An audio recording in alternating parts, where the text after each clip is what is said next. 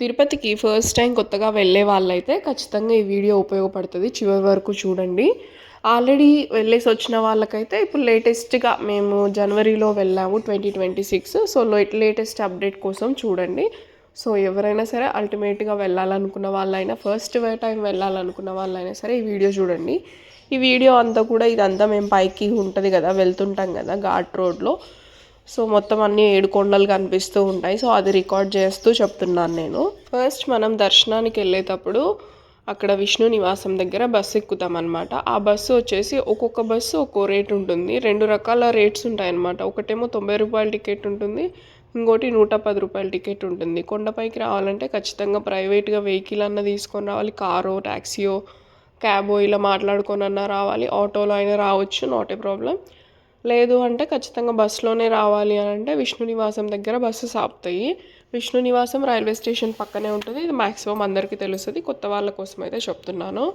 అక్కడి నుంచి మనం బస్సు ఎక్కి కొండపైకి ఈ బస్సులోనే, ఇప్పుడు మేము బస్సులోనే వెళ్తున్నాము. ఇది వచ్చేసి ఏసీ బస్సు. దీనికి 110 రూపీస్ తీసుకున్నారు. నార్మల్ బస్కి అయితే 90 రూపీస్ తీసుకుంటారు టికెట్.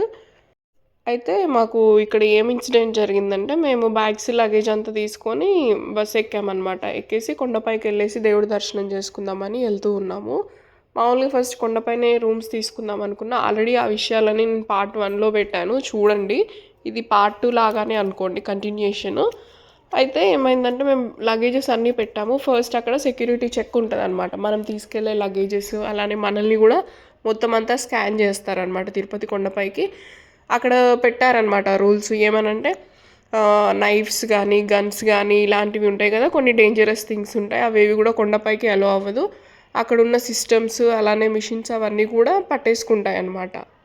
జనరల్గా మనము ఎయిర్పోర్ట్స్లలో, అలాగే కొన్ని మాల్స్లలో, ఇంకా కొన్ని బస్ స్టాండ్లలో, రైల్వే స్టేషన్లలో కూడా పెట్టారు ఈ మధ్య బ్యాగ్స్ చెక్ చేసేది అనేది. సో అలానే ఇది కూడా అనమాట, గుడిలో కూడా పెట్టారనమాట. ఫస్ట్ సెక్యూరిటీ చెక్ ఇదే అనమాట. అవన్నీ పాస్ అయ్యి రావాలి మనము.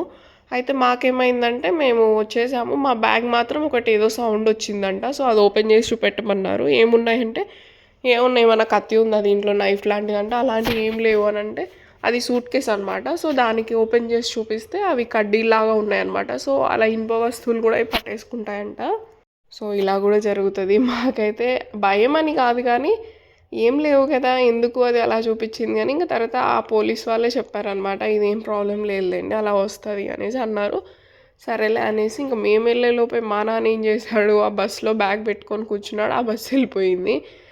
ఆ బస్సు బ్యాగ్ తీసుకొని వెళ్ళిపోయింది అనమాట. మా నాన్ననేమో కింద ఉన్నాడు, ఒక పక్క బ్యాగ్ వెళ్ళిపోయింది. ఆ బ్యాగ్లో అన్నీ మావి లగేజ్ అవంతా ఉందన్నమాట, బట్టలు కావాల్సినవన్నీ కూడా.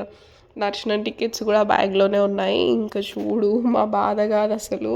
అక్కడ బస్సెస్ ఏంటంటే ఎవ్రీ 10 మినిట్స్కో బస్సు, 5 మినిట్స్కో బస్సు వస్తూనే ఉన్నాయన్నమాట. సో ఆ బస్సులో మా నాన్న ఏం చేశాడంటే, మేము కొంచెం వెనకాల వస్తున్నాం అనమాట, సెక్యూరిటీ చెక్ చేసుకొని వాళ్ళు ఆపారు కాబట్టి. ఆ తర్వాత మేము నెమ్మదిగా వస్తుంటే ఇంకా ఆ బస్సు ఏంటంటే, మా నాన్న మేము వస్తామని బస్సులో లగేజ్ పెట్టి బయట ఉన్నాడు అనమాట. ఇంకా దాని తర్వాత ఆ బస్సు వెళ్ళిపోయింది. ఇంకా మేమేమో వెనకాల వచ్చేసరికి ఆ బస్సు వెళ్ళిపోయింది. లగేజ్ తీసేసుకొని ఇంకా అప్పుడు మామూలుగా లేదు అసలు.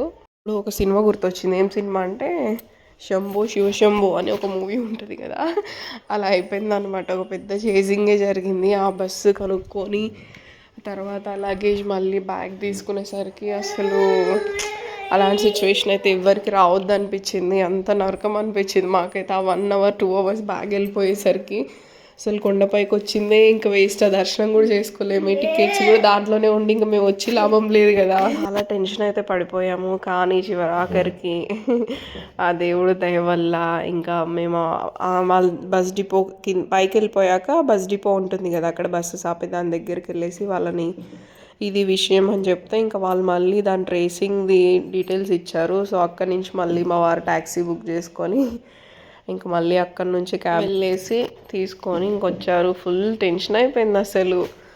ఎవరికైనా అనిపిస్తుంది కదా, అసలు ఎన్ని ఇయర్స్ తెలుసు, నేను పుట్టాక ఇదే ఫస్ట్ టైం వెళ్ళడం. ఇంకా మా ఇంట్లో అందరూ అయితే వెళ్ళేసి వచ్చారు, బట్ నేనైతే ఇదే ఫస్ట్ టైం వెళ్ళాము. ఇంకా మా బాబు కూడా ఇదే ఫస్ట్ టైం వాడు పుట్టిన తర్వాత. సో తిరుపతి అంటేనే ఒక ఎమోషన్ కదా, కలియుగ దైవము. ఫస్ట్ టైం వెళ్తున్నాం, ఏంటబ్బా ఇలా జరిగిపోయింది అంతా అంటే. ఇంకా మనం నెగిటివ్ సైన్ లాగానే అనుకుంటాం కదా, ఏదైనా ఇలా జరగకూడదు జరిగితే మనం వచ్చిందే దర్శనానికి. అసలు ఇంకా కంప్లీట్‌గా టికెట్సే లేనప్పుడు ఏ దర్శనం చేసుకుంటాము?